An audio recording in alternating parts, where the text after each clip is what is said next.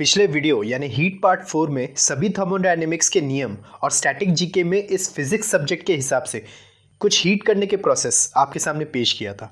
आज के इस हीट चैप्टर के अंतिम हिस्से में कुछ बचे कुचे टॉपिक्स जैसे रिमेनिंग चेंज ऑफ स्टेट और कुछ बेसिक थर्मोडायनेमिक सिस्टम आपके सामने प्रस्तुत करना चाहता हूँ। मेरा नाम है राहुल रग्गारे और आप देख रहे हैं प्रेजेंटेशन वीडियो लॉग, जिसमें आज चैप्टर 8 हीट का 5वां और अंतिम हिस्सा आपके सामने पेश करना चाहता हूँ। मैंने ये इनिशिएटिव लिया है कि अब तक मैंने जितने भी इंडियन कॉम्पिटिटिव एग्जाम्स के लिए जनरल नॉलेज को मैंने जिस स्टाइल से पढ़ा है, उन सारी बातों को इस चैनल के जरिए आपके सामने शेयर करना चाहता हूँ। जो लोग इस चैनल पर नए विजिट किए हैं एंड इस वीडियो को पहली बार देख रहे हैं, मेरी आपसे गुजारिश है कि इस चैप्टर के पहले 4 हिस्सों को आप ज़रूर से देखें, तभी आपको आज का ये पीवी लॉग समझने में थोड़ी मदद मिलेगी। चलिए बिना समय और गवाए इस हीट की आगे की कहानी को प्रोसीड करता हूँ। आई सपोज आपको ये स्टेट डायग्राम याद होगा, जिसे मैंने हीट के तीसरे हिस्से में कुछ प्रोसेस लाइंस को छुपाकर मेल्टिंग एंड वेपोराइजेशन एक्सप्लेन किया था। Now let me complete the remaining portion of all hidden process in this session. सबसे पहले तो लिक्विड से वेपर पर चेंज होने की बात करूं तो वेपोराइजेशन और इवापोरेशन लगते एक जैसे हैं। एक ही दोनों की मंशा होती है लिक्विड से वेपर में बदलने की, मगर इन दोनों में अंतर है। I am very certain that I am not talking about the spelling, I am talking about their physical meaning. Evaporation vaporisation की एक एंटाइटी है। वेपोराइजेशन का मतलब होता है पूरी तरह से लिक्विड से वेपर में बदल जाना। इस वेपोराइजेशन के अंदर इवापोरेशन और बॉइलिंग शामिल है, मगर इवेपोरेशन प्रोसेस में पूरा लिक्विड वेपर में नहीं बदलता है, सिर्फ लिक्विड के ऊपर की सतह ही वेपर में बदलेगा। और ये किसी भी टेम्परेचर में प्रोसेस हो सकता है, किसी भी टेम्परेचर में बोले तो हायर टेम्परेचर में ऑब्वियसली। इस चीज़ का असर और मौसम बदलने का सबसे पहला अनुमान समुद्री इलाके यानी कि कोस्टल एरिया में सबसे पहले देखने को मिलता है। I believe that's why history of the space mission के द मिशन लॉन्च वाले वीडियो में मैंने एक्सप्लेन किया था कि स्पेस स्टेशन हमेशा ईस्ट कोस्ट एरिया पर ही क्यों होता है। यहाँ पर एक और टर्म ऐड होता है जिसे सबसे ज़्यादा फिजिकल ज्योग्राफी में पढ़ा जाता है। पृथ्वी से ऊपर आसमान में ठंडे पानी की एक परत होती है।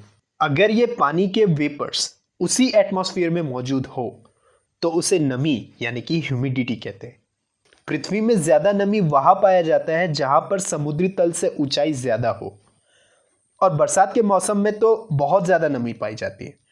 अभी बारिश के बाद ठंडी का सीज़न आ रहा है, तो आपके घर में वो डाइनिंग टेबल में नमक का वो छोटा सा cylinder, what we call the table salt, वो नमक अंदर से गीला हो गया होगा। That is the example of the humidity. इस प्रोसेस के उलट वेपर से लिक्विड स्टेट में चेंज करने के लिए जो प्रोसेस होता है, that's what we call the liquefaction, and from the beginning of the class 5th of the school इसे कंडेंसेशन कहते हैं। आसमान में सफ़ेद बादल रोज़मर्रा में सबसे बेहतरीन उदाहरण है इस कंडेंसेशन का। नेक्स्ट, सॉलिड लिक्विड स्टेट की तरफ अगर रुख करूं तो सॉलिड से लिक्विड के चेंज की तो बात बता दिया हीट के तीसरे हिस्से में, फ्यूजन या फिर मेल्टिंग बोलते हैं उसे। नाउ लिक्विड से सॉलिड स्टेट पर बदलने के लिए एक फिक्स टेम्परेचर की आवश्यकता होगी, जो कि बराबर होगा उस मटेरियल के मेल्टिंग पॉइंट पर, जिसे हम फ्रीजिंग पॉइंट कहते हैं।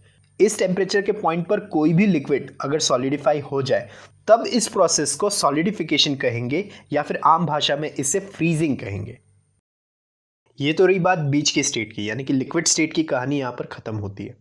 अब डायरेक्टली सॉलिड से गैस या फिर वेपर फेज की अगर मैं बात करूँ, यहाँ पर दोनों कंसीडर कर रहा हूँ, गैस एंड वेपर।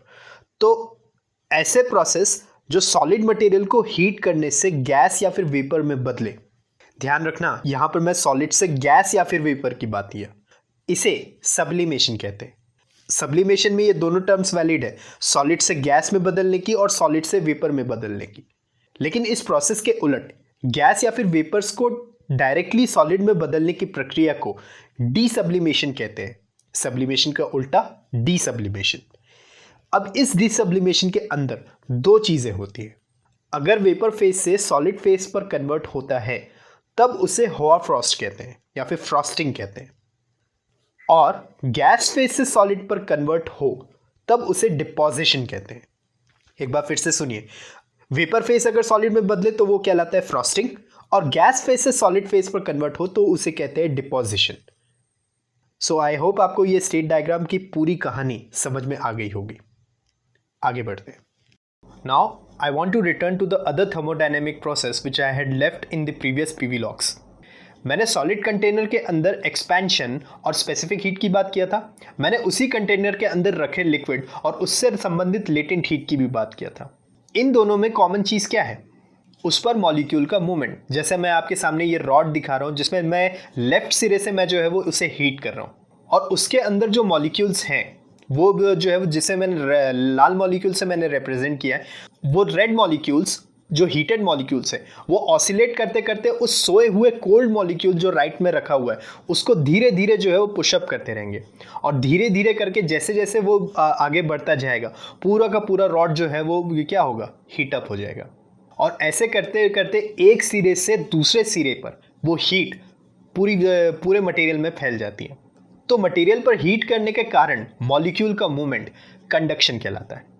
अगर मैं हैंडल से पकड़ने वाले चाय की केटली की अगर मैं बात करूं, तो अगर उसका हैंडल बॉडी सहित स्टील का हो और पूरी बॉडी हीट हो रही है, पूरा कंटेनर मान लीजिए हीट हो रहा है, जिसे मैंने रेड कलर के सॉफ्ट एजेस से रिप्रेजेंट किया है, जैसे ही आपने छुआ आपका हाथ जो है वो जल जाएगा, बिकॉज उसमें कंडक्शन प्रोसेस हो रही है। इसलिए तो केटली के हैंडल जो रहते हैं, स्टील का जो हैंडल, उसके ऊपर एक बैकेलाइट की परत होती है। इसीलिए तो इस तरह के चाय के भगोने में या फिर केटली में बैकेलाइट से लगे हुए हैंडल आते हैं। बैकेलाइट पॉलीमर और black body is the best insulator of heat. थोड़ी हाथों की उंगलियां आपकी गर्म जरूर होगी लेकिन आपको हार्म नहीं पहुंचेगा। And I absolutely believe that चाय जो है वो कभी भी स्टील कप में नहीं पीते होंगे आप लोग। उसकी जगह आप सिरेमिक या ग्लास या फिर फाइबर कप का इस्तेमाल करते हैं। इसी कंडक्शन की वजह से शायद इस्तेमाल करते होंगे। अब इसी केटली रूपी कंटेनर के अंदर लिक्विड गर्म होता है and by the contact of the solid structure वो वेपर या गैस में कन्वर्ट होती है, और वापस से वो वेपर और गैस लिक्विड में कन्वर्ट हो जाए, तब इस तरह के हीट ट्रांसफर को कन्वेक्शन कहते हैं। जैसा आप इस चाय की केटली की प्रोसेस को डायग्राम में देख रहे हैं, जिसे मैंने ब्लू और रेड ओवल सर्कल से रिप्रेजेंट किया है। घर में लगे वेंटिलेशन सिस्टम, एग्जॉस्ट वाले पंखे, किचन में लगे चिमनी, ठंडी और गर्म हवाओं के थपेड़े भी कन्वेक्शन के अच्छे एग्जाम्पल्स हैं। तो क्या मैं ये कहूँ कि समुद्र में इवेपोरेशन और कंडेंसेशन के बीच का जो प्रोसेस जो कहलाता है वो कन्वेक्शन कहलाता है? आपको क्या लगता है? मुझे इस वीडियो पर कमेंट करके ज़रूर अपनी राय बताएं वेदर आई एम राइट और रॉन्ग। मुझे आपके कमेंट का इंतज़ार रहेगा। कंडक्शन और कन्वेक्शन के दौरान कंटेनर के बिना छुए सिस्टम या फिर सोर्स से बाहर और हमें कुछ हीटिंग या कूलिंग या फिर नॉइस या फिर अट्रैक्शन जैसी चीज़ें हो या फिर अट्रैक्शन चीज़ों का एहसास हो, तो उसे रेडिएशन कहते हैं। This radiation can be electromagnetic और it can be human interaction, but here in this video I am talking about thermodynamics, so heating या कूलिंग की ही बात करूंगा। जैसे सर्दी के मौसम में बादलों की मौजूदगी के कारण हमें गर्म लगना, रेतीले इलाकों में दिन में गर्म लगना और रात में ठंडा लगना, थर्मल पावर प्लांट में भट्टी के पास जाने पर बिना टच किए गर्मी का एहसास होना, इसे ही रेडिएशन कहते हैं। So I hope you all got understand what is the meaning of the conduction, convection and radiation. आगे बढ़ते हैं। अब मैं आपके समक्ष कुछ थर्मोडायनेमिक डिवाइसेस की बात रखना चाहता हूँ। जब मैं हीट इंजन कहता हूँ, इसका मतलब है कि हीट एनर्जी देने से मोशन प्रोड्यूस होना। It means heat energy to get converted into mechanical work. Once again, in this video, I am talking about thermodynamic system, not others. तो इस चीज़ को कन्वर्ट करने के लिए तीन चीज़ों की आवश्यकता होगी। पहला तो सोर्स, जहाँ से हीट एनर्जी डेवलप होगा, दैट इज हॉटर बॉडी। दूसरा है सिंक, जहाँ पर हम उसका आउटपुट दिखेगा, that is the cold body. ध्यान रखना, यहाँ पर ये जो सोर्स एंड सिंक की बात कर रहा हूँ, ये दोनों जो है वो एक जैसे सिस्टम हो सकते हैं, बोले तो सेम टेम्परेचर के भी हो सकते हैं, वो आगे आपको पता चलेगा। फिलहाल तो अभी मान के चलिए कि सोर्स जो है वो हॉटर बॉडी है और सिंक जो है वो कोल्डर बॉडी है, और सोर्स और सिंक के बीच एक चैनल होगा जो कि इनपुट से आउटपुट पर कन्वर्ट करेगा। यहां पर थर्मोडायनेमिक्स में वर्किंग असेंबली में नाम दे रहा हूं। So if I talk in the sense of the basic physics, तीन तरह के इंजन होते हैं। पहला, इंजन असेंबली के बाहर से हीट एनर्जी डेवलप हो तो उसे एक्सटर्नल कंबस्शन इंजन कहते हैं। जैसे पुराने ज़माने में स्टीम इंजन होते थे। इस स्टीम इंजन की एफिशिएंसी लगभग 20 to 37% होती है। एफिशिएंसी का मीनिंग है इनपुट देते हुए वो मैकेनिकल आउटपुट कैसे जनरेट कर रहा है। दूसरा होता है इंटरनल कंबस्शन इंजन। अब ये चीज़ जो है वो गवर्निंग मैकेनिकल टेक्नोलॉजी है। यहाँ पर हीट एनर्जी इंजन असेंबली के अंदर से जनरेट होती है और ये दो तरह के कंबस्शन एक लिक्विड केमिकल से एग्जीक्यूट होते हैं। पहला तो होता है auto engine, OTTO, auto engine, जिसे पेट्रोल इंजन भी कहा जाता है, जिसकी एफिशिएंसी 52% होती है। इसकी कार्स जो है वो इंडिया में सबसे ज़्यादा बिकती है, पेट्रोल वर्जन। और दूसरा जो होता है जो इस पेट्रोल इंजन से ज़्यादा भारी होता है, उसे कहते हैं डीजल इंजन। इसकी जो एफिशिएंसी होती है वो 30 से 43% होती है। मैं इलेक्ट्रॉनिक्स एंड कम्युनिकेशन इंजीनियरिंग के साथ साथ ऑटो इंजीनियरिंग में भी दिलचस्पी रखता हूँ। Not only I am driving the cars, whether it is automatic drive train और मैनुअल ड्राइव ट्रेन, बल्कि कार्स के इंजन कॉन्सेप्ट से संबंधित भी मैं सब कुछ जानता हूँ। थैंक्स टू मेरे कॉलेज के ज़माने में और आज के ज़माने में भी जो PC गेम्स में एग्जीक्यूट करता हूँ, बहुत सारे मैंने स्टोरीज निपटाए हैं। तो एक काम करता हूँ, पेट्रोल और डीजल संबंधित एक स्पेशल टॉपिक रखता हूँ पिनअप करके अपने पास। फ्यूचर में कभी ना कभी मैं इस स्पेशल वीडियो को मैं आपके सामने जो है वो ज़रूर लाऊंगा एज ए जनरल नॉलेज के सेंस पर। फिलहाल तो अभी थर्मोडायनेमिक्स के टॉपिक पर ध्यान देते हैं।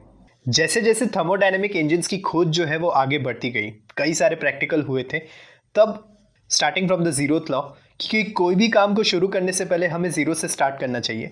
कोई भी थर्मोडायनेमिक इंजन आप बना लो, वो 100% आउटपुट कभी नहीं देता। इस बात से मैं एग्री हूँ मैं। लेकिन अगर मान लीजिए अगर सेम टेम्परेचर को अगर रखना है, तभी निकोलस कार्नोट की एंट्री होती है और उन्होंने एक ऐसा प्रैक्टिकल इंजन निकाला और उन्होंने ये साबित किया कि मेरा बनाया हुआ रिवर्सिबल इंजन सभी इरिवर्सिबल इंजन से ज़्यादा एफिशिएंट है। यही कारण है कि कार्नोट का ये इंजन सभी वैज्ञानिकों के सामने चमक गया और उसे पूरी दुनिया के सामने सार्वजनिक कर दिया। तो कार्नोट थ्योरम ये कहता है कि सोर्स और सिंक अगर सेम टेम्परेचर है और वहाँ पर इस रिवर्सिबल इंजन को रख दें एज अ वर्किंग असेंबली, तो इसकी एफिशिएंसी सभी इरिवर्सिबल इंजन से ज़्यादा होगी। एक तरह से देखा जाए तो ये Carnot theorem second law of thermodynamics के अंदर क्लॉसियस स्टेटमेंट को परिभाषित करता है। तो क्या मैं ये कह सकता हूँ कि रेफ्रिजरेशन की प्रक्रिया जो होती है वो रिवर्सिबल इंजन का एक जीता जागता उदाहरण है? यस। और इस बात से भी एग्री करता हूँ कि हीट हमेशा हायर टेम्परेचर से लोअर टेम्परेचर पे फ्लो होती है, लोअर से हायर टेम्परेचर पे कभी फ्लो नहीं होती।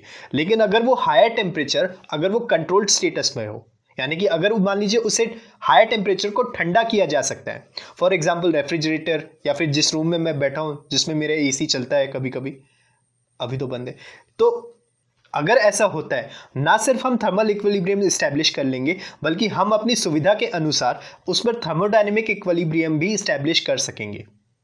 तो वो हायर टेम्परेचर वाले सिस्टम अगर मान लो वो क्लोज चेंबर पर है, तो ये चीज़ जो मैंने बताया ये चीज़ तो पॉसिबल है ना। तो उसी चीज़ को ये रिवर्सिबल इंजन रेफ्रिजरेटर और एयर कंडीशनर के रूप में इस चीज़ को पूरा करता है। तो अगला टॉपिक मेरा क्या होगा? रेफ्रिजरेशन नाम से ही समझ में आता है कि स्पेस को ठंडा करना होता है। वातानुकूलित कमरा, in English what we call the air condition chamber, that means एक क्लोज सराउंडिंग को ठंडा करना। वो आपका एक कमरा भी हो सकता है, वो आपके घर का रेफ्रिजरेटर का फ्रीजिंग चेंबर भी जितना हो सकता है। जैसे मैंने ये जो घर के एयर कंडीशनर रहते हैं, इसका मैं एक टिपिकल वर्किंग डायग्राम आपके सामने प्रेजेंट करना चाहता हूँ। मान लीजिए आउटसाइड से इनसाइड तक की एक क्लॉकवाइज प्रोसेस जो है वो चल रहा है। अब इसको शुरू करने के लिए कोई ना कोई तो इससे हवा चाहिए होगी ना। तो इनिशियली जो है वो कंप्रेसर पर एक हाई कैपेसिटी पर जो है वो प्रेशर इंस्टॉल रहता है। कंप्रेसर का मतलब क्या होता है कि उसके अंदर रेफ्रिजरेंट, जो घरों के AC में जो गैस यूज़ होती है, ठंडा गैस, उसे फ्रीऑन गैस बोलते हैं। तो सबसे पहले तो वो कंप्रेसर में दो काम करेगा। पहले तो वो ठंडा जो रेफ्रिजरेंट रहेगा वो उसके अंदर स्टोर्ड है, जो डिस्कार्डेड एयर आएगी उसको जो है वो अपने अंदर लेगा और उसको हायर प्रेशर में उसको ढकेलने की कोशिश करेगा। फिर उसको ठंडा करने के लिए हमें क्या चाहिए? बाहर से जो है वो हमको एयर की ज़रूरत पड़ेगी। तो ये कंडेंसर दो काम करता है, बाहर की हवा को पकड़ना और जो डिस्कार्डेड एयर है, जो ये जो ब्राउन पाइप से जो आ रही है, उसको पूरी तरह से एजेक्ट आउट कर देना। जैसे घर के बाहर जो आउटडोर यूनिट रहती है उसका जो बड़ा सा पंखा जो रहता है, अब फिर उसके बाद ये कूल्ड एयर जो बाहर से हमारे पास जो एयर इनटेक हुआ है और ये जो हमारे पास ठंडी गैस है, इसको फिल्टर करने के लिए भी तो हो ना। तो इसी आउटडोर यूनिट में हेप्टिक फिल्टर्स जो है वो लगे रहते हैं। आई डोंट नो इसकी वर्किंग स्टिल क्या है। बाहर रहता है कि इंडोर यूनिट पर रहता है, पर अभी मान के चल रहा हूँ कि यहाँ पर जो है वो आउटडोर यूनिट पर लगा हुआ है। अब ये फाइनली तैयार है, ये कूल्ड एयर जो प्रेशराइज्ड एयर होगी। आउटडोर यूनिट से इंडोर यूनिट पर जो पाइप रहती है वो दो काम करता है। एक पाइप क्या करता है कि ठंडे हवा को ले जाने का काम करता है इंडोर यूनिट पर, और दूसरा पाइप क्या करता है कि जितनी भी बची कुछ एयर है, जो मतलब स्ट्रीम एयर जितनी भी है, वो आपकी डिस्कार्डेड एयर कहलाती है, उसको जो है वो इसी कंप्रेसर में पास किया जाता है। फिर ये इंडोर यूनिट पे जाएगा। इंडोर यूनिट पे क्या होगा, उसका अपना ही जो है वो फैन होगा, जो कि इस ठंडी हवा को पूरे रूम पर सप्लाई करने की कोशिश करेगा, बशर्ते वो रूम आपका क्लोज्ड है कि नहीं, वो क्लोज चेंबर है कि नहीं। जैसे रेफ्रिजरेटर में जो है वो फ्रीज़र एक क्लोज चेंबर होता है, वैसे ही आपका रूम भी जो रहता है वो एक क्लोज चेंबर होता है, जहाँ पर हम इक्विलिब्रियम अचीव कर सकते हैं। तो एकदम ठंडी हवा रहती है, और उसी इंडोर यूनिट से जो है वो ओस भी जो है वो गिरती रहती है in the form of the drain. वो ड्रेन वाटर क्या होता है कि वो ड्रेन पाइप के थ्रू जो है वो नीचे चला जाता है, और फिर उसके बाद वो डिस्कार्डेड एयर, ये जो ब्राउन कलर में मैंने ये साइकिल रिप्रेजेंट किया है, ये चीज़ जो है वो वापस कंप्रेसर में जाता है, and whole process go continuously. तो इस तरह से जो है वो टिपिकल एसी की वर्किंग होती है। So this is called the entire process of refrigeration and air conditioning. तो ये रहा इस चैप्टर में 5 हिस्सों में हीट ब्रांच की संक्षेप में कहानी। आई नो इस बेसिक फिजिक्स में मैंने बहुत लंबा सफ़र तय किया है इस हीट चैप्टर के अंदर 5 चीज़ों का, पर वही है कि जनरल नॉलेज का कोई भी टॉपिक मैं जो है वो मिस नहीं करना चाहता हूँ। हर एक चीज़ जो है वो बहुत ज़्यादा इंपॉर्टेंट है, और कोई भी टॉपिक के लिए मुझे सिर्फ एक ही बार वीडियो बनानी होती है, बार बार नहीं बनती है। इस वेबसाइट मीडिया के सराउंडिंग में ढलने के लिए अगर आप एक मेहनती, काबिल और हुनरमंद इंसान हैं, थोड़ी बहुत जो है वो अड़चने आती है, लेकिन फिर भी सराउंडिंग के अंदर जो है वो एनी हाउ वो ढल लेता है। एनी हाउ वो मेहनती बंदा इक्विलिब्रियम इस्टेब्लिश कर लेता है, बशर्ते आपका लेवल ऑफ इंटेंट जो है वो सही रहना चाहिए। आज के लिए मेरी तरफ से इतना ही। अगले वीडियो में बेसिक फिजिक्स का 9वां अध्याय लेकर आपके सामने फिर हाजिर होऊंगा। मुझे उम्मीद है कि आपको ये वीडियो पसंद आया होगा। अगर पसंद आया तो प्लीज़ इस वीडियो को लाइक कीजिए, शेयर कीजिए, और अगर आपको जनरल नॉलेज के इस तरह के वीडियोस अच्छे लगते हैं तो प्लीज़ मेरे इस चैनल की रीच बढ़ाने के लिए चैनल को सब्सक्राइब कीजिए। और हाँ, मोबाइल फ़ोन कैमरा आप ही के लिए है, जिम्मेदारी से इसका इस्तेमाल कीजिए। बुरी चीज़ों से ज़्यादा अच्छी चीज़ों को रिकॉर्ड करें और उसे दुनिया के सामने साझा करें। This was Rahul Raggare. Thank you very much for watching this video. Have a nice day.